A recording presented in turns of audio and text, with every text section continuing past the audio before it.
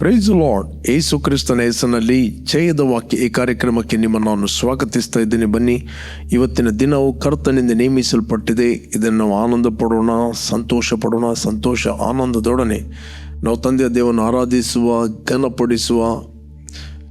ನೀವು ಯಾವುದೇ ಒಂದು ಪರಿಸ್ಥಿತಿಯಲ್ಲಿ, ನೋವಿನಲ್ಲಿ, ದುಃಖದಲ್ಲಿ, ಚಿಂತೆಯಲ್ಲಿ, ಪ್ರಶ್ನೆಯಲ್ಲಿ ಇರುವುದಾದರೆ ಕರ್ತನು ನಿಮ್ಮ ಜೊತೆಯಲ್ಲಿ ವೈಯಕ್ತಿಕವಾಗಿ ಮಾತಾಡುತ್ತಾನೆ. Okay, he will speak to you personally. ಅದರಿಂದ ನಮ್ಮ ಹೃದಯವನ್ನು ತೆರೆದು ನಾವು ದೇವರ ವಾಕ್ಯಕ್ಕೆ ಎಡೆ ಕೊಡುವ, ತಂದೆಯ ದೇವರನ್ನು ಆರಾಧಿಸುವ, ಘನಪಡಿಸುವ, ಮಹಿಮೆಪಡಿಸುವ. Hallelujah, praise the Lord. ನಮ್ಮ ತಂದೆ ಒಳ್ಳೆಯವನು. ನಮ್ಮ ಜೀವಿತದಲ್ಲಿ ಪ್ರಿಯರ ಯಾವಾಗಲೂ ಎಂದೆಂದಿಗೂ ಒಳ್ಳೆಯದನ್ನೇ ಮಾಡುವ ಆತನು. ಅದರಿಂದ ಉತ್ಸಾಹದಿಂದ ಆತನ ನಾಮವನ್ನು ಮೇಲೆ ಕೆತ್ತೋಣ. ಆತನನ್ನು ಪ್ರೀತಿಸೋಣ. Thank you Lord, thank you Father, thank you Lord Jesus. ಎಂಥ ಒಳ್ಳೆ ದೇವ ನೀ ನನ್ನ ತಂದೆಯು, ಎಂಥ ಒಳ್ಳೆ ದೇವ ನೀ ನನ್ನ ಯೇಸು, ಎಂಥ ಒಳ್ಳೆ ದೇವ ನೀ ನನ್ನ ತಂದೆಯು, ಎಂಥ ಒಳ್ಳೆ ದೇವ ನೀ ನನ್ನ ಯೇಸು. ಸಂತೋಷ ನೀಡಿದೆ, ಸಮಾಧಾನ ನೀಡಿದೆ, ಸಂತೋಷ ನೀಡಿದೆ, ಸಮಾಧಾನ ನೀಡಿದೆ, ಬಲವನ್ನು ನೀಡಿದೆ, ಬಲಶಾಲಿ ಮಾಡಿದೆ, ಬಲವನ್ನು ನೀಡಿದೆ, ಬಲಶಾಲಿ ಮಾಡಿದೆ. ಎಂಥ ಒಳ್ಳೆ ದೇವ ನೀ ನನ್ನ ತಂದೆಯು, ಎಂಥ ಒಳ್ಳೆ ದೇವ ನೀ ನನ್ನ ಯೇಸು, ಎಂಥ ಒಳ್ಳೆ ದೇವ ನೀ ನನ್ನ ತಂದೆಯು, ಎಂಥ ಒಳ್ಳೆ ದೇವ ನೀ ನನ್ನ ಯೇಸು. ಥ್ಯಾಂಕ್ ಯು ಆರೋಗ್ಯ ನೀಡಿದಾತನು, ಬಿಡುಗಡೆಯ ಕೊಟ್ಟಾತನು. Thank you father.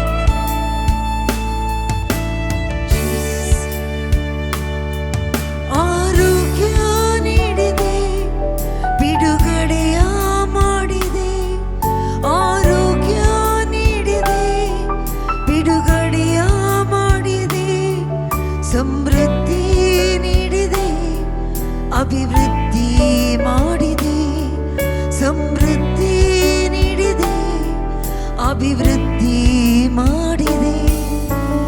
ಎಂಥ ಒಳ್ಳೆ ದೇವ ನೀ ನನ್ನ ತಂದೆಯು, ಎಂಥ ಒಳ್ಳೆ ದೇವ ನೀ ನನ್ನ ಯೇಸು, ಎಂಥ ಒಳ್ಳೆ ದೇವ ನೀ ನನ್ನ ತಂದೆಯು, ಎಂಥ ಒಳ್ಳೆ ದೇವ ನೀ ನನ್ನ ಯೇಸು. Thank you, Lord. Glory.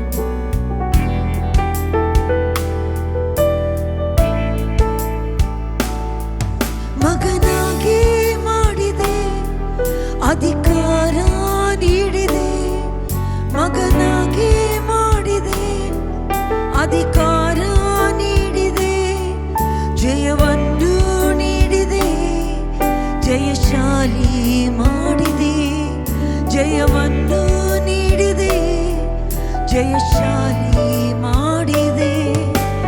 ಎಂಥ ಒಳ್ಳೆ ದೇವ ನೀ ನನ್ನ ತಂದೆಯು, ಎಂಥ ಒಳ್ಳೆ ದೇವ ನೀ ನನ್ನ ಯೇಸು, ಎಂಥ ಒಳ್ಳೆ ದೇವ ನೀ ನನ್ನ ತಂದೆಯು, ಎಂಥ ಒಳ್ಳೆ ದೇವ ನೀ ನನ್ನ ಯೇಸು. Thank you, Jesus. ಓಕೆ, ಇವತ್ತು ನಾವು ಧ್ಯಾನಕ್ಕೆ ತೆಗೆದುಕೊಂಡಂತಹ ದೇವರ ವಾಕ್ಯದ ಭಾಗ ಯೋಹಾನ ಸುವಾರ್ತೆಯಲ್ಲಿ 17ನೇ ಅಧ್ಯಾಯ 3ನೇ ವಚನ. Gospel of John 17 chapter 3 verse. ಒಬ್ಬನೇ ಸತ್ಯ ದೇವರಾಗಿರುವ ನಿನ್ನನ್ನು ನೀನು ಕಳಿಸಿಕೊಟ್ಟ ಯೇಸು ಕ್ರಿಸ್ತನನ್ನು ತಿಳಿಯುವುದೇ ನಿತ್ಯ ಜೀವವು. ಇಲ್ಲಿ ನಾವು ನೋಡ್ತೇವೆ, ಯೇಸು ಸ್ವಾಮಿ ತನ್ನ ಶಿಷ್ಯರಿಗೆ ಹೇಳಬೇಕಾದ್ದು ಎಲ್ಲವನ್ನು ಹೇಳಿದ ನಂತರ ಆತನು ಕೊನೆಯ ಒಂದು ಪ್ರಾರ್ಥನೆಯನ್ನು ಮಾಡ್ತಾನೆ. ಒಂದು ಮಹಾಯಾಜಕನ ಪ್ರಾರ್ಥನೆಯನ್ನು ಆತನು ಮಾಡುತ್ತಾನೆ. ಇಲ್ಲಿ ಸ್ವಾಮಿ ಹೇಳ್ತಾನೆ, ಒಬ್ಬನೇ ಸತ್ಯ ದೇವರಾಗಿರುವ ನಿನ್ನನ್ನು ನೀನು ಕಳಿಸಿಕೊಟ್ಟಂತ ಯೇಸು ಕ್ರಿಸ್ತನನ್ನು ತಿಳಿಯುವುದೇ ನಿತ್ಯ ಜೀವ. ದ ಇಂಪಾರ್ಟೆಂಟ್ ಇಲ್ಲಿ ನಾವು ನೋಡ್ತೇವೆ, ದೇವರು ಒಬ್ಬನೇ, ದೇವರು ಒಬ್ಬನೇ. ಭೂಮಿ ಆಕಾಶ ಅದರಲ್ಲಿರುವ ಸಮಸ್ತವನ್ನು ಉಂಟು ಮಾಡಿದ ಸರ್ವಶಕ್ತನಾದ ದೇವರು ಒಬ್ಬನೇ. ಆ ದೇವರನ್ನು ನಮಗೆ ಎಕ್ಸಾಕ್ಟ್ಲಿ ಪ್ರಕಟಿಸಿದಾತನು ಯೇಸು ಸ್ವಾಮಿ. Praise God. ಕೆಲವರು ದೇವರನ್ನು ನಂಬುತ್ತಾರೆ, ಬಟ್ ಯೇಸುವನ್ನು ಅವರು ಒಪ್ಪುವುದಿಲ್ಲ. ಫಾರ್ ಎಕ್ಸಾಂಪಲ್, ಯಹೂದ್ಯರು ಅವರು ದೇವರನ್ನು ನಂಬುತ್ತಾರೆ, ಬಟ್ ಅದೇ ದೇವರು ತನ್ನ ಮಗನಾದ ಯೇಸು ಕ್ರಿಸ್ತನನ್ನು ಈ ಲೋಕಕ್ಕೆ ಕಳಿಸಿದನು ಅಂತ ಅವರು ಒಪ್ಪುವುದಿಲ್ಲ.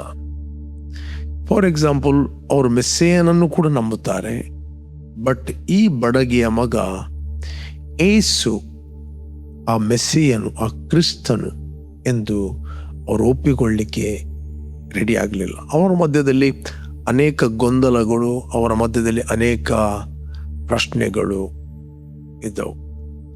ಯಾಕಂತ ಹೇಳಿದರೆ, ಕ್ರಿಸ್ತನು ಬರುವಾಗ ಯಾರಿಗೂ ಗೊತ್ತಾಗುವುದಿಲ್ಲ ಅವನು ಎಲ್ಲಿಂದ ಬಂದಿದ್ದಾನಂತ. ಎಲ್ಲರೂ ಹೇಳಿದರು ಈತನು ಕ್ರಿಸ್ತನೆಂದು. ಈತನು ಕ್ರಿಸ್ತನಾಗುವುದು ಹೇಗೆ? ಯಹೂದ್ಯರು ಹೇಳಿದರು, ಈತನು ಕ್ರಿಸ್ತನಾಗುವುದು ಹೇಗೆ? ಈತನು ಆ ಬಡಗಿಯ ಮಗನಲ್ಲವೇ? ಈತನ ತಂದೆ ತಾಯಿಗಳನ್ನು ನಾವು ಬಲ್ಲವರಲ್ಲವೇ? ಇವನ ವಿಷಯದಲ್ಲಿ ಕರೆಕ್ಟ್ ನಮಗೆ ಪರಿಚಯ ಇದೆ, ಆದರೆ ಕ್ರಿಸ್ತನು ಬರುವಾಗ ಎಲ್ಲಿ ಅವನದು ಗೊತ್ತಾಗುವುದಿಲ್ಲ ಅಂತ ಬರೆಯಲ್ಪಟ್ಟಿದೆ.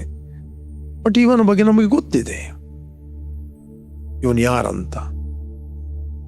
ರೈಟ್?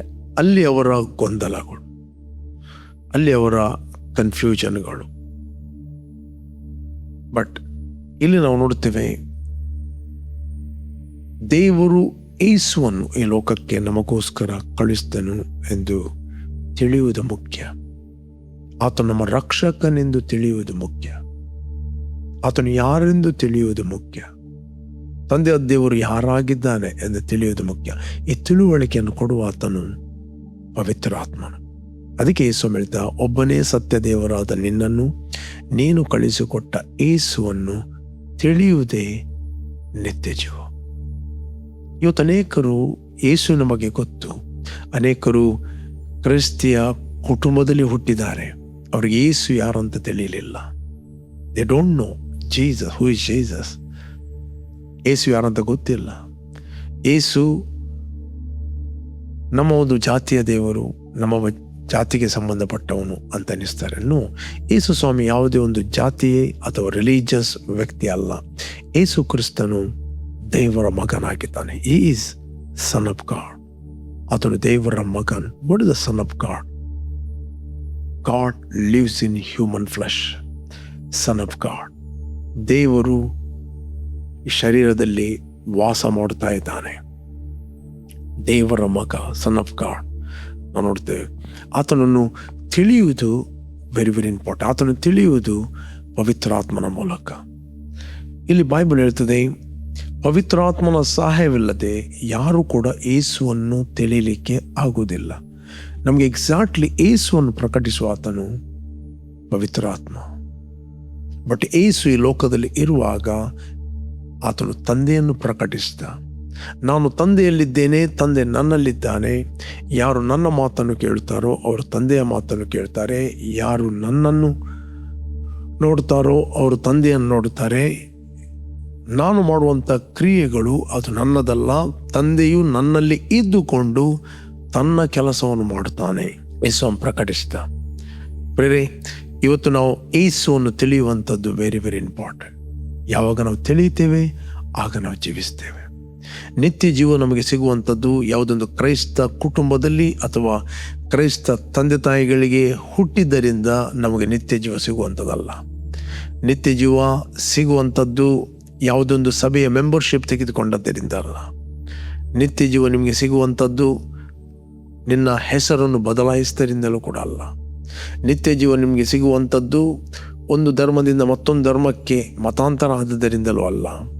ನಿತ್ಯ ಜೀವ ನಿಮಗೆ ಸಿಗುವಂಥದ್ದು ಯೇಸುವನ್ನು ನೀನು ತಿಳಿದಾಗ.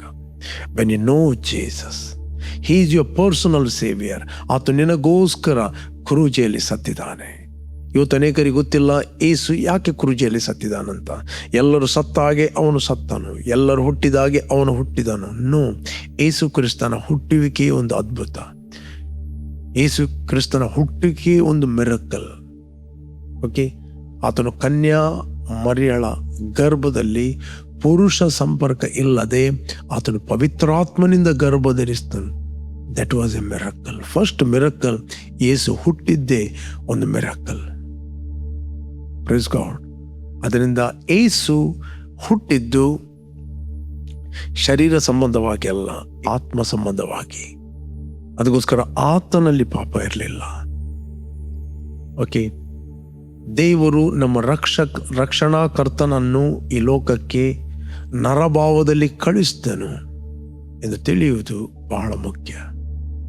ಯೇಸು ಹೇಳಿದ, ನನ್ನ ಮಾತುಗಳನ್ನು ಕೇಳಿ ನನ್ನನ್ನು ಕಳಿಸಿದಾತನನ್ನು ನಂಬುವನು ನಿತ್ಯ ಜೀವವನ್ನು ಹೊಂದಿದ್ದಾನೆ. ಇಲ್ಲಿ ಬೈಬಲ್ ಹೇಳ್ತದೆ, ನಾವು ಓದಿದ್ರೆ ನಮಗೆ ಸಿಗ್ತದೆ, ಯೋಹಾನ ಸುವಾರ್ತೆಯಲ್ಲಿ 5:24 ನಿಮಗೆ ನಿಜ ನಿಜವಾಗಿ ಹೇಳುತ್ತೇನೆ, ನನ್ನ ವಾಕ್ಯವನ್ನು ಕೇಳಿ ನನ್ನನ್ನು ಕಳಿಸಿದಾತನನ್ನು ನಂಬುವನು ನಿತ್ಯ ಜೀವವನ್ನು ಹೊಂದಿದ್ದಾನೆ. ಅವನು ತೀರ್ಪಿಗೆ ಗುರಿಯಾಗುವುದಿಲ್ಲ, ಮರಣದಿಂದ ಪಾರಾಗಿ ಜೀವಕ್ಕೆ ಸೇರಿದ್ದಾನೆ. ಇಲ್ಲಿ ಸ್ವಾಮಿ ಹೇಳ್ತಾನೆ, ನಿಮಗೆ ನಿಜ ನಿಜವಾಗಿ ಹೇಳುತ್ತೇನೆ, ನನ್ನ ಮಾತುಗಳನ್ನು ಕೇಳಿ ನನ್ನನ್ನು ಕಳಿಸಿದಾತನನ್ನು ನಂಬುವನು ನಿತ್ಯ ಜೀವವನ್ನು ಹೊಂದುತ್ತಾನಲ್ಲ, ಹೊಂದಿದ್ದಾನೆ. ಅವನು ಮರಣದಿಂದ ಪಾರಾಗಿ, ಅಂಧಕಾರದ ದೊರೆತನದಿಂದ ಪಾರಾಗಿ, ದುರಾತ್ಮನ ಅಧಿಕಾರದಿಂದ ಪಾರಾಗಿ ಜೀವಕ್ಕೆ ಸೇರ್ತಾನಲ್ಲ, ಜೀವಕ್ಕೆ ಸೇರಿದ್ದಾನೆ. ಓಕೆ, ನೀವು ಯಾರು ಯೇಸುವನ್ನು ನಂಬಿದ್ದೀರಿ, ಯೇಸುವನ್ನು ತಿಳಿದಿದ್ದೀರಿ, ನೀವು ಮರಣದಿಂದ ಪಾರಾಗಿ ಜೀವಕ್ಕೆ ನೀವು ಸೇರಿದ್ದೀರಿ. ನೀವು ಜೀವದಲ್ಲಿ ಇದ್ದೀರಿ, ಜೀವದಲ್ಲಿ ನೀವು ನೆಲೆಗೊಂಡಿದ್ದೀರಿ, ಜೀವದಲ್ಲಿ ನೀವು ವಾಸಿಸ್ತೀರಿ. ಓಕೆ, ಬೈಬಲ್ ಹೇಳ್ತದೆ, ಅವನು ತೀರ್ಪಿಗೆ ಗುರಿ ಆಗುವುದಿಲ್ಲ. ಅವನ ಮೇಲೆ ಜಡ್ಜ್ಮೆಂಟ್ ಇಲ್ಲ, ಅವನ ಮೇಲೆ ತೀರ್ಪಿಲ್ಲ. ಇಲ್ಲಿ ತೀರ್ಪು ಹೇಳುತ್ತಿರುವಾಗ ಅನೇಕ ಪ್ರಶ್ನೆಗಳಿರ್ತವೆ. ಓಕೆ, ಕೆಲವರು ಹೇಳ್ತಾರೆ, ಫಸ್ಟ್ ನೀವು ತೀರ್ಪಿಲ್ಲ ಅಂತ ಹೇಳ್ತೀರಿ, ಬಟ್ ಬೈಬಲ್ ಹೇಳ್ತದೆ ನಾವೆಲ್ಲರೂ ಯಥಾಸ್ಥಿತಿಯಲ್ಲಿ ಕ್ರಿಸ್ತನ ನ್ಯಾಯಸಿಂಹಾಸನದ ಮುಂದೆ ನಿಲ್ಲಕ್ಕಿದೆ, ತಕ್ಕ ಪ್ರತಿಫಲವನ್ನು ಹೊಂದಲಿಕ್ಕೆ. Okay, this not a eternal judgement, it the judgement of reward. Okay, reward judgement. ಅವರವರ ಕೃತ್ಯಗಳಿಗೆ ತಕ್ಕ ಹಾಗೆ ಅವರಿಗೆ ಪ್ರತಿಫಲ ಸಿಗುತ್ತದೆ. Okay, 2 Corinthian 5:10. ಯಾಕಂದರೆ ಪ್ರತಿಯೊಬ್ಬನು ತನ್ನ ದೇಹದ ಮೂಲಕ ನಡೆಸಿದ ಒಳ್ಳೆಯದಕ್ಕಾಗಲಿ ಕೆಟ್ಟದಕ್ಕಾಗಲಿ ಸರಿಯಾಗಿ ಪ್ರತಿಫಲವನ್ನು ಹೊಂದುವುದಕ್ಕೋಸ್ಕರ ನಾವೆಲ್ಲರೂ ಕ್ರಿಸ್ತನ ನ್ಯಾಯಸ್ಥಾನದ ಮುಂದೆ ಯಥಾಸ್ಥಿತಿಯಲ್ಲಿ ಕಾಣಿಸಿಕೊಳ್ಳಬೇಕು. ಓಕೆ, ಏನು ಹೊಂದುವುದಕ್ಕೋಸ್ಕರ? ಪ್ರತಿಫಲ ಹೊಂದುವುದಕ್ಕೋಸ್ಕರ. ನೀನು ಮಾಡಿದ ಪ್ರತಿಯೊಂದು ಒಳ್ಳೆಯ ಕೆಲಸ ಏನು ನೀನು ಮಾಡಿದೆ ಅದಕ್ಕೆ ಪ್ರತಿಫಲ ಇದೆ. ಒಂದು ಯೇಸುವನ್ನು ತಿಳಿಯುವಂಥದ್ದು ನಿತ್ಯ ಜೀವ. ನಿತ್ಯ ಜೀವವನ್ನು ಹೊಂದಿದ ನಂತರ ದ ಬೈಬಲ್ ಹೇಳ್ತದೆ, ನಿನ್ನ ಒಳ್ಳೆಯ ಕ್ರಿಯೆಗಳು ವೆರಿ ವೆರಿ ಇಂಪಾರ್ಟೆಂಟ್.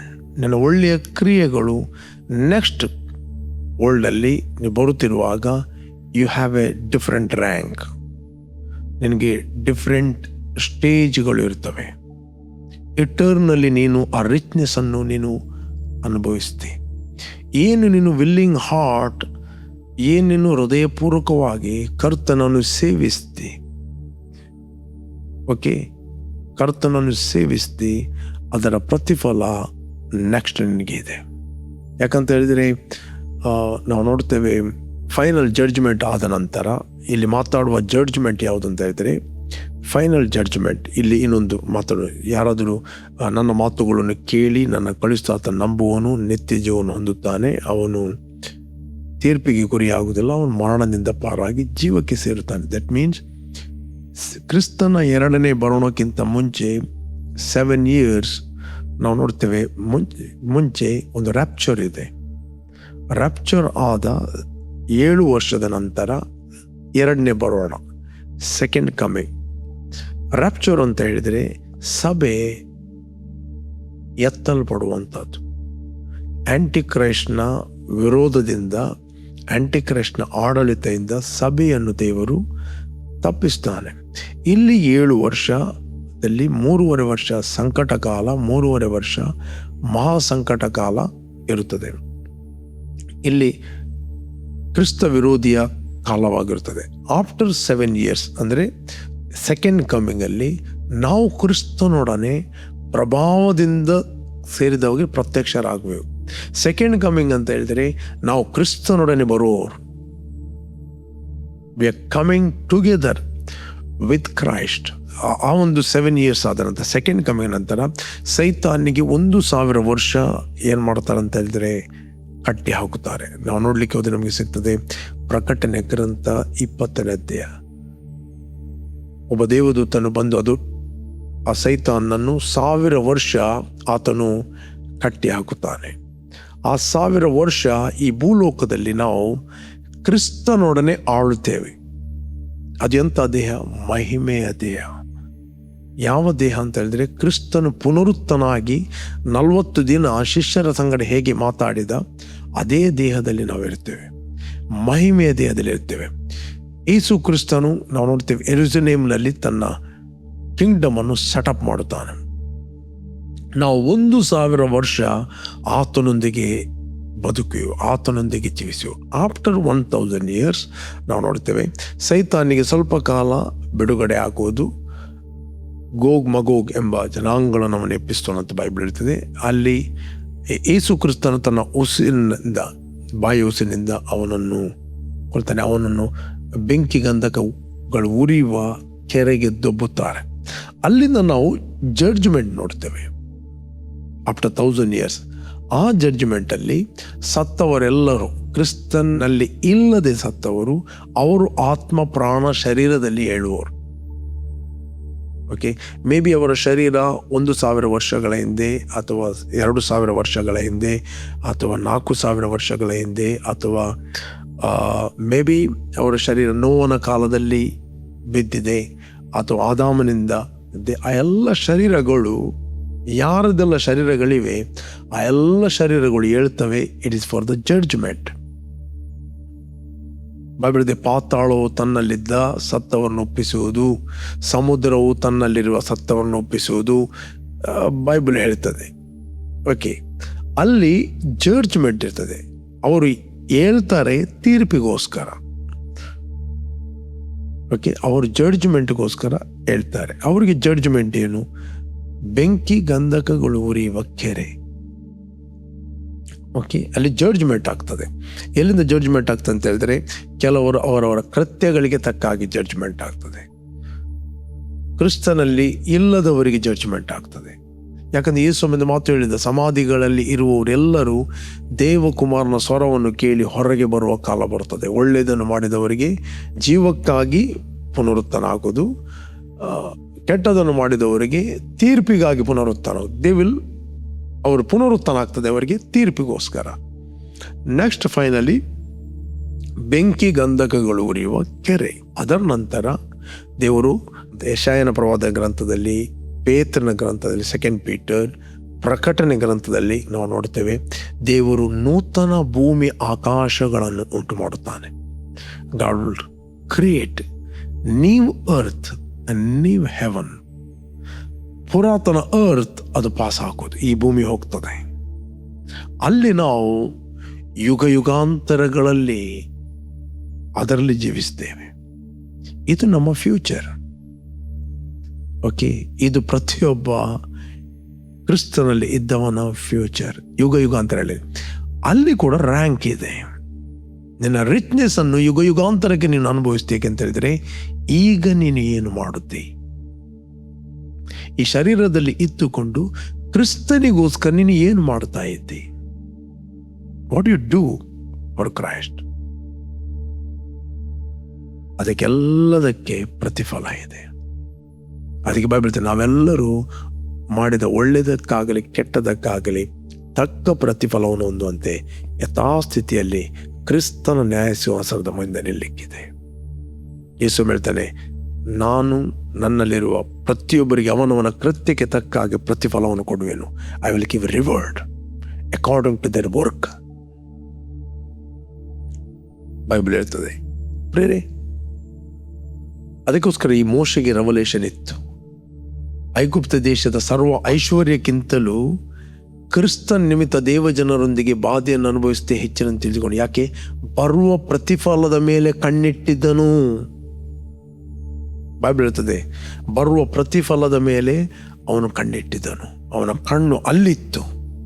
ಇವತ್ತು ಪ್ರಿಯ, ನಿಮ್ಮ ಕಣ್ಣು ಎಲ್ಲಿದೆ? ನಿಮ್ಮ ಕಣ್ಣು ಕೇವಲ ಇಲ್ಲಿ ಮಾತ್ರ ಇದೆಯಾ? ದೂರದಲ್ಲಿದೆಯಾ? ಓಕೆ, ಇವತ್ತು ಅನೇಕರ ಕಣ್ಣುಗಳು, ಅನೇಕ ವಿಶ್ವಾಸಿಗಳ ಕಣ್ಣುಗಳು ಕೇವಲ ಇಲ್ಲಿ ಮಾತ್ರ ಇದೆ. ಕೇವಲ 1 ತಿಂಗಳಿಗೆ 4 ತಿಂಗಳಿಗೆ ಮಾತ್ರ ಇದೆ. ಬಟ್ ಆತನು ನಿತ್ಯತ್ವಕ್ಕೆ ಆತನು ಕಣ್ಣಿಟ್ಟಿದ್ದ. ಇವತ್ತು ಪ್ರೇರಣೆ, ಯೇಸು ಕ್ರಿಸ್ತ ನಮಗೆ ಏನು ಕೊಟ್ಟಿದ್ದಾನೆ? ನಿತ್ಯ ಜೀವವನ್ನು ಕೊಟ್ಟಿದ್ದಾನೆ. ಒಬ್ಬನೇ ದೇವರಾದ ನಿನ್ನನ್ನು, ನೀನು ಕಳಿಸಿಕೊಟ್ಟ ಯೇಸುವನ್ನು ತಿಳಿಯುವುದೇ ನಿತ್ಯ ಜೀವ. ಪ್ರೇರಣೆ, ನಾನು ನಿಮ್ಗೆ ಎನ್ಕರೇಜ್ ಮಾಡ್ತೇನೆ, ಇವತ್ತಿನವರೆಗೆ ನೀವು ಯೇಸುವನ್ನು ತಿಳಿಯದಿದ್ದರೆ ಇವತ್ತು ತಿಳಿಯಿರಿ. ನೀವು ನಿತ್ಯತ್ವಕ್ಕೆ ಆತನ್ನು ಅನುಭವಿಸ್ತೀರಿ. ಯುಗಾಂತರಗಳಲ್ಲಿ ಆತನೊಟ್ಟಿಗೆ ನೀವು ಜೀವಿಸ್ತೀರಿ. ಅಲ್ಲಿ ಕಣ್ಣೀರಿಲ್ಲ, ಅಲ್ಲಿ ದುಃಖ ಇಲ್ಲ, ಅಲ್ಲಿ ನೋವಿಲ್ಲ, ಅಲ್ಲಿ ಸೈತಾನಿಲ್ಲ, ಅಲ್ಲಿ ಬೇನೆ ಇಲ್ಲ. You will live in new heaven and new earth. Okay, ಅದಕ್ಕೋಸ್ಕರ ಯೇಸುವನ್ನು ತಿಳಿದಾಗ ನಿತ್ಯ ಜೀವ ದೊರೆಯುತ್ತದೆ. ಕೆಲವರು ಖಾಲಿ ಅನ್ನಿಸ್ತಾರೆ, ನಾವು ಪರಲೋಕಕ್ಕೆ ಹೋಗ್ತೇವೆ. ದೇವರು ಮನುಷ್ಯನನ್ನು ಕೇವಲ ಪರಲೋಕಕ್ಕೆ ಸೃಷ್ಟಿ ಮಾಡಿದಲ್ಲ. ಪರಲೋಕ ಎಂಬುವಂಥದ್ದು ಟೆಂಪ್ರರಿ ಟೈಮ್ ಬೀಯಿಂಗ್. ದೇವರು ಮನುಷ್ಯನ ಸೃಷ್ಟಿ ಮಾಡಿದ್ದು ಭೂಮಿಯಲ್ಲಿರಲಿಕ್ಕೆ. ಅದಕ್ಕೋಸ್ಕರ ಪ್ರಿಯರೇ, ಯಾರು ನೀವು ಯೇಸುವನ್ನು ಅಂಗೀಕಾರ ಮಾಡಲಿಲ್ಲ, ಯೇಸುಗೋಸ್ಕರ ನಿಮ್ಮ ಹೃದಯವನ್ನು ಕೊಡಲಿಲ್ಲ, ಓಕೆ, ನಿಮ್ಮ ಹೃದಯವನ್ನು ಯೇಸುಗೋಸ್ಕರ ಕೊಡಿ. ನಾನು ಹೇಳ್ತೇನೆ, you will receive eternal life. ನಿತ್ಯ ಜೀವನ ಹೊಂದುತ್ತೀರಿ. I pray for you. ಭೂಮಿ ಆಕಾಶಗಳನ್ನು ಉಂಟು ಮಾಡಿದ ಸರ್ವಶಕ್ತನಾದ ನನ್ನ ತಂದೆ ಯೇಸುವಿನ ನಾಮದಲ್ಲಿ ನಾವು ನಿನ್ನ ಸನ್ನಿಧಾನದಲ್ಲಿದ್ದೇವೆ. ಯೇಸು, ನೀನು ಸುರಿಸಿದ ರಕ್ತದ ಮೂಲಕ ನಮ್ಮ ಅಪರಾಧಗಳು ಪರಿಹಾರವಾಗಿ ನಮಗೆ ಬಿಡುಗಡೆ ಆಯಿತು. ಕ್ರಿಸ್ತನಲ್ಲಿ ನಾವು ಮರಣದಿಂದ ಪಾರಾಗಿ ನಾವು ಜೀವಕ್ಕೆ ಸೇರಿದ್ದೇವೆ. Thank you lord. ನೀನು ಸುರಿಸಿದ ರಕ್ತದ ಮೂಲಕ ನಮ್ಮ ಅಪರಾಧಗಳು ಪರಿಹಾರವಾಗಿ ನಮಗೆ ಬಿಡುಗಡೆ ಆಗಿದೆ. Thank you father. ನಾವು ಕ್ರಿಸ್ತನ ನಿತ್ಯ ಜೀವವನ್ನು ಹೊಂದಿದ್ದೇವೆ. ನಾವು ನಿತ್ಯತ್ವಕ್ಕೆ ಯುಗಾಂತರಗಳಲ್ಲಿ ಆತನೊಂದಿಗೆ ನಾವು ಜೀವಿಸುವವರಾಗಿದ್ದೇವೆ. ಥ್ಯಾಂಕ್ ಯು ತಂದೆ. ಎಲ್ಲ ಘನತೆಯನ್ನು ನಾವು ನಿನಗೆ ಸಲ್ಲಿಸ್ತೇವೆ ಯೇಸು ನಾಮದಲ್ಲಿ ತಂದೆ. Amen, amen, amen. ಓಕೆ, ಯಾರು ನೀವು ಬರ್ತ್ಡೇ ಮತ್ತು ವೆಡ್ಡಿಂಗ್ ಆನಿವರ್ಸರಿ ಸೆಲೆಬ್ರೇಟ್ ಮಾಡ್ತಾ ಇದ್ದೀರಿ, ನಿಮಗೋಸ್ಕರ ನಾವು ಪ್ರಾರ್ಥನೆ ಮಾಡ್ತೇವೆ. Blessed happy birthday and blessed happy wedding anniversary. ತಂದೆ, ಯಾರು ಬರ್ತ್ಡೇ ಮತ್ತು ವೆಡ್ಡಿಂಗ್ ಆನಿವರ್ಸರಿ ಸೆಲೆಬ್ರೇಟ್ ಮಾಡ್ತಾ ಇದ್ದಾರೋ, ಇವರು ಫ್ರೂಟ್ಫುಲ್ ಆಗಲಿ, ಬ್ಲೆಸ್ ಆಗಲಿ, ಇವರ ಬೆಳಕು ಅನೇಕರಿಗೆ ಪ್ರಕಾಶಿಸಲಿ ಯೇಸು ನಾಮದಲ್ಲಿ ತಂದೆ. ಆಮೆನ್. ಓಕೆ, ಜಯದ ವಾಕ್ಯ ಈ ಕಾರ್ಯಕ್ರಮವನ್ನು ಪ್ರತಿದಿನ ಬೆಳಿಗ್ಗೆ ಬಿಗ್ ಜೆ ಟಿವಿಯಲ್ಲಿ 7 ಗಂಟೆಯಿಂದ 7:30ಕ್ಕೆ ವೀಕ್ಷಿಸ್ತೀರಿ. 7:30ರಿಂದ 8 ಗಂಟೆ ಇದೇ ಕಾರ್ಯಕ್ರಮ ರಿಪೀಟ್ ಆಗಿ ನಮ್ಮ ಯೂಟ್ಯೂಬ್ ಚಾನಲ್ನ ವೀಕ್ಷಿಸ್ಬೋದು. ನಮ್ಮ YouTube channel word of victory pastor Roshan Lobo. ಅದೇ ರೀತಿ ಸಂಜೆ ಫೇಸ್ಬುಕ್ ಮತ್ತು ಯೂಟ್ಯೂಬಲ್ಲಿ ನಾನು ಲೈವ್ ಆಗಿ ಮಾತಾಡ್ತಾ ಇದ್ದೇನೆ. ಕೆಲವೊಮ್ಮೆ ಪ್ರೀಮಿಯರ್ ಇರ್ತದೆ. ಬನ್ನಿ, ಎವ್ರಿ ಡೇ ವಾಕ್ಯವನ್ನು ಕೇಳುವಂಥ ರೂಢಿಯನ್ನು ಮಾಡಿರಿ. You will never be the same. Okay, continue ಆಗಿ ಜಯದ ವಾಕ್ಯವನ್ನು ಬಿಗ್ ಜೆ ಟಿವಿಯಲ್ಲಿ ಮತ್ತು ನಮ್ಮ ಯೂಟ್ಯೂಬಲ್ಲಿ ವೀಕ್ಷಿಸಿರಿ. You are blessed. Jesus loves you. Amen.